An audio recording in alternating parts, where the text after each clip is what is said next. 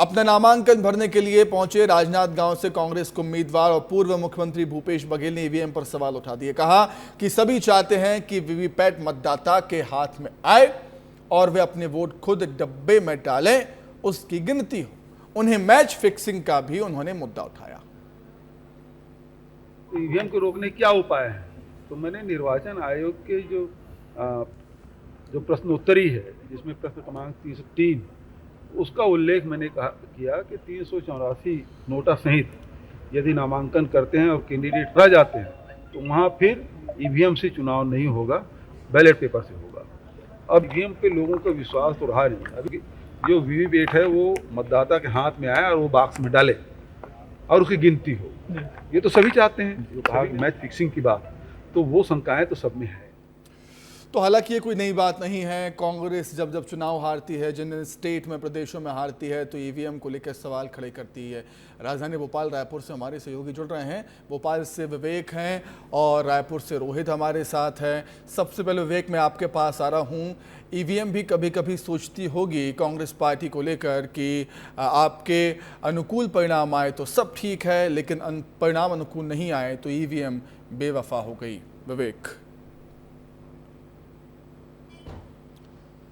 देखिए, एक सबसे बड़ी बात है कि दिग्विजय सिंह अकेले नहीं है। कांग्रेस के तमाम सारे नेता हैं जो अक्सर ये कहते हैं कि चुनाव हारने की बड़ी वजह है कि ईवीएम हैक कर दी जाती है, ईवीएम की गड़बड़ियों का जिक्र होता है। लेकिन एक सबसे दिलचस्प आपको बता दूं कि दिग्विजय सिंह के छोटे भाई हैं, जब वो विधानसभा चुनाव हार गए थे तो उन्होंने कहा था कि ईवीएम में कोई गड़बड़ी नहीं हुई, यानी कि राजा अपने घर से ही हार गए। और ठीक इसी तरीके की स्थिति छत्तीसगढ़ में भी देखने के लिए हुई कि भूपेश बघेल भी यही ईवीएम की बात कह रहे हैं। और दिग्विजय सिंह ने ये कहा जब पब्लिक मीटिंग में कि अगर 400 से अधिक प्रत्याशी हैं किसी लोकसभा सीट पर, फिर बैलेट से चुनाव हो सकते हैं। और यही बात राजनांदगांव से भूपेश बघेल भी कह चुके हैं। लेकिन सबसे दिलचस्प एक बात है कि दिग्विजय की बात को लेकर अभी तक कोई स्पष्ट नहीं हुआ है कि आखिर दिग्विजय की बात कितनी प्रतिशत सही है, क्योंकि कांग्रेस के तमाम सारे नेता दिग्विजय सिंह की बातों से कभी इत्तेफाक रखते हैं, कभी किनारा कर लेते हैं। ये दिग्विजय सिंह की बातों से कई बार स्पष्ट हुआ। लेकिन बीजेपी के निशाने में अक्सर दिग्विजय सिंह इसलिए रहते हैं क्योंकि ये बीजेपी का आरोप है कि जहां कांग्रेस जीत जाती वहां ईवीएम का जिक्र नहीं होता, लेकिन जहां हार मिलती है वहां ईवीएम जरूर कांग्रेस के निशाने पर रहती है। तो ठीक है। अब भूपेश बघेल जी की भी बात कर लेते हैं। विवेक, मैं आपके पास लौटूंगा। विवेक, मैं लौटूंगा। रोहित, क्या भूपेश बघेल भी जान चुके हैं कि मोदी लहर के सामने टिक नहीं पाएंगे वो, इसलिए चुनाव से पहले, नतीजे तो छोड़िए, चुनाव से पहले ही ईवीएम का राग अलापने लगे हैं? मतलब हार के बहाने वो ढूंढने लगे हैं क्या? बिल्कुल, देखिए, ये तो आने वाला वक्त बताएगा कि भूपेश बघेल की क्या स्थिति होती है और आगामी समय पर वो चुनाव पर जीत पाते हैं नहीं पाते हैं। लेकिन इससे पूर्व में भी 2018 पे भी हम लोग चलेंगे, जब विधानसभा का चुनाव हुआ था, उसके बाद में इस तरह के कोई बयान नहीं आया था भारतीय जनता पार्टी ने के एक बड़े नेता ने। मुझे बखूबी याद है कि उन्होंने कहा था कि इस बार तो वो चुनाव जीत गए, चुनाव जीतने के बाद अब वो भूल गए हैं कि ईवीएम पर सवाल उठाना है। लेकिन अब क्योंकि लोकसभा का चुनाव आ चुका है, तब उससे ठीक पहले एक बार फिर से कांग्रेस की तरफ से ईवीएम का जो सवाल उठाया जा रहा है, नया फॉर्मूला दिया गया, काट ढूंढी गई कि किस प्रकार से ईवीएम की जगह वीवीपैट से चुनाव करवा सके। तो उसको लेकर फिर से बीजेपी या भारतीय जनता पार्टी के नेता कह रहे हैं कि फिर से हार का डर सता रहा है, इसीलिए इस तरह के बयान दे रहे हैं। तो कुल मिलाकर ईवीएम को लेकर छत्तीसगढ़ में घमासान सरकार रहते कांग्रेस के दौरान पे भी मचा था। अब एक बार फिर से क्योंकि लोकसभा का चुनाव है, अब भारतीय जनता पार्टी की छत्तीसगढ़ में सरकार लौटूंगा। रोहित, मैं आपके पास लौटूंगा। विवेक, जिस तरीके से आपने जिक्र किया दिग्विजय सिंह, लक्ष्मण सिंह का, और एक बड़ी परेशानी कांग्रेस पार्टी में यह भी है कि एक मत पर, एक विषय पर कोई एक राय कांग्रेस पार्टी में आज तक बन ही नहीं पाई, चाहे वो ईवीएम को लेकर हो, चाहे वो किसी भी मुद्दे को लेकर हो। विवेक,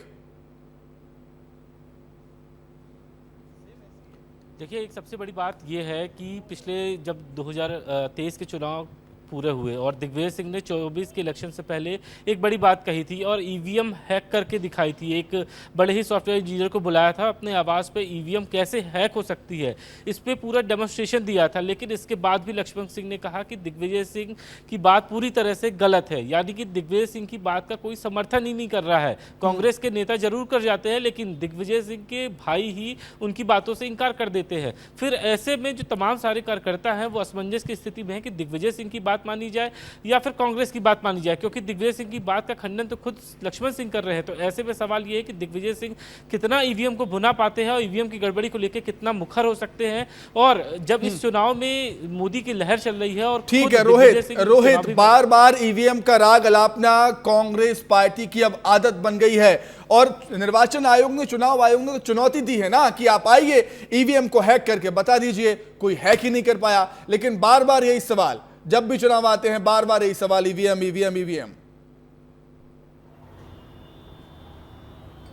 बिल्कुल, देखिए कहीं ना कहीं ईवीएम के माध्यम से आगामी समय पर अगर स्थिति खराब होती है, चुनाव हार जाते हैं, तो कम से कम ईवीएम का बहाना रहेगा, ऐसा लगने लगा है। और भारतीय जनता पार्टी के नेता भी इसी तरह का बयान देते हैं। और पूर्व की बात की जाए तो निर्वाचन आयोग ने खुला दावा किया था, खुले तौर पे ये कहा था कि आप आइए, आपके हमारे सामने आप ईवीएम हैक करके दिखाइए। उस दौरान भी 2-3 छोटे दलों को छोड़ के कोई बड़ा दल वहां पर नहीं पहुंचा। तो कहीं ना कहीं ईवीएम पर सवाल अगर आप उठा रहे हैं, ईवीएम पर सवाल उठते हैं, तो आपको जाना भी चाहिए। अगर खुला दावत दिया जाता है, खुला चुनौती दी जाती है, चुनौती को जो है वो मानकर आगे जो है वो उस पर देखना चाहिए। लेकिन कहीं ना कहीं छत्तीसगढ़ की स्थिति को लेकर देखें तो छत्तीसगढ़ पे चुनाव का रण बहुत तेज हो चुका है। नामांकन तमाम प्रत्याशी लगातार दाखिल कर रहे हैं। 3 लोकसभा सीटों के लिए आज नामांकन दाखिल किए गए, जिसमें पूर्व मुख्यमंत्री भूपेश बघेल भी शामिल थे। तो तमाम तरीके से अब लोकसभा का चुनाव है, ईवीएम कहीं ना कहीं ईवीएम को बैक हैंड में रखा जाता है कि स्थिति खराब होती है, हारते हैं तो कम से कम एक बहाना